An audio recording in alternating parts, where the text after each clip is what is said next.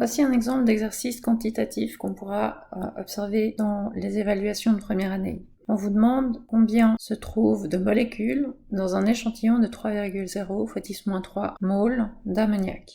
On vous donne la formule NH3. On cherche donc le nombre d'entités, donc de molécules, et on a le nombre de moles. Que ce soit de l'ammoniac ou une autre substance, finalement ici, ce n'est pas important. Ce qu'il nous faut, c'est passer du nombre de moles au nombre de molécules, peu importe qu'on parle de molécules d'oxyde de sodium ou d'ammoniac. La formule qui relie le nombre d'entités au nombre de moles, c'est Na égale N sur N minuscule. Avec Na, nombre d'Avogadro, qui vaut 6,022 x 10 puissance 23, entité par mole, donc dans notre cas, molécule par mole.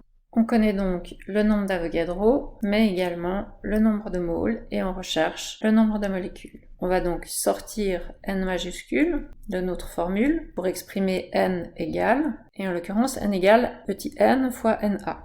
On remplace dans l'équation, on voit que les unités se simplifient et qu'il nous restera bien des molécules. On obtient 1,8066, mais attention, si ici nous avons 4 chiffres significatifs, ici nous n'avons que 2, et c'est donc l'imprécision qui se propage.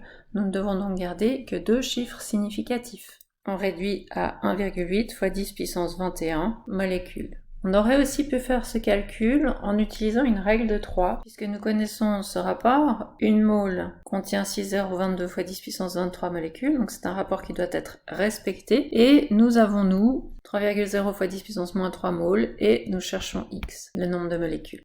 On voit qu'on revient finalement à faire le même calcul, avec les unités moles qui s'éliminent, et le résultat qui est le même.